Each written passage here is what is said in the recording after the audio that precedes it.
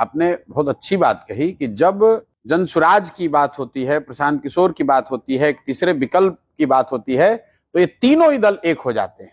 ये आपने कहा, मैंने नहीं कहा। क्यों हो जाते हैं? क्योंकि इन दोनों फॉर्मेशंस को, नीतीश भाजपा को और लालू को, इनको राजनीतिक मुफ्तखोरी की आदत लग गई है बिहार में। बिहार में एक बहुत बड़ा तबका जो लालू जी को वोट देता है, वो लालू जी को वोट नहीं देता है, वो सिर्फ और सिर्फ भाजपा नीतीश के डर से लालू जी को वोट देता है। जैसे मुसलमानों का एक बड़ा तबका है, 18% उनकी आबादी है, वो लोग लालू जी को पसंद करते हो ऐसी बात नहीं है। उनको मालूम है कि राजद ने, लालू जी की पार्टी ने, तेजस्वी ने मुसलमानों का हक नहीं दिया है, उनको भागीदारी नहीं दी है, मुस्लिम बच्चों के लिए पढ़ाई रोजगार की व्यवस्था नहीं की, उनकी तरक्की की बात नहीं की, सिर्फ भाजपा का डर दिखाकर वोट लेते रहे, ये बात उनको मालूम है।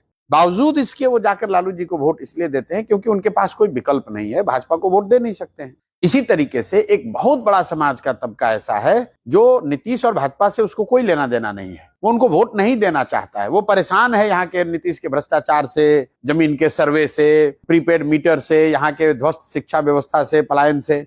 लेकिन फिर भी आप कहते हैं क्यों नीतीश को भाजपा को वोट देता है? क्योंकि जैसे मुसलमान भाजपा से डरता है, वैसे ही समाज का एक बड़ा वर्ग लालू जी के जंगल राज से डरता है। तो सब कुछ जानने समझने के बाद भी जब चुनाव आता है, कहता है भैया कुछ भी हो, लालू का जंगल राज लौटना नहीं चाहिए। उसी तरह मुसलमान कहता है भैया कुछ भी हो जाए, भाजपा नहीं आना चाहिए। इसी वजह से इन दलों की आदत हो गई मुफ्तखोरी की।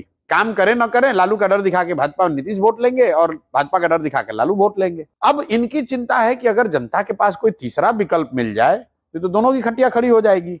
इसीलिए जब जनसुराज की बात होती है, प्रशांत किशोर की बात होती है, तो ये तीनों एक साथ मिल जाते हैं। तीनों ने मिलकर बर्बाद किया है, लूटा है बिहार को।